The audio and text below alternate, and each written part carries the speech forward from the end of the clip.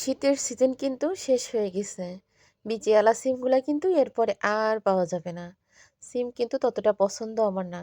কিন্তু বিচিওয়ালা সিম শুধু কিনি বিচির জন্য। কারণ বিচিটা কিন্তু আমার অনেক বেশি পছন্দ। এরকম মাখা, মাখা যদি সিম দিয়ে টমেটো দিয়ে রুই মাছের তরকারি রান্না হয়, কেমন মজা হয় বলেন তো?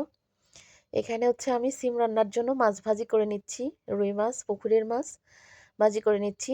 আর কিছু সিমের শুধু কয়েকটা সিম রাখিছি আর সব সিমের বিচি বের করে ফেললাম। বের করে ফেলে কিন্তু আমি এইখানে বড় একটা আলু দিছি, বেশি করে পেঁয়াজ, রসুন, কাঁচামরিচ দিছি।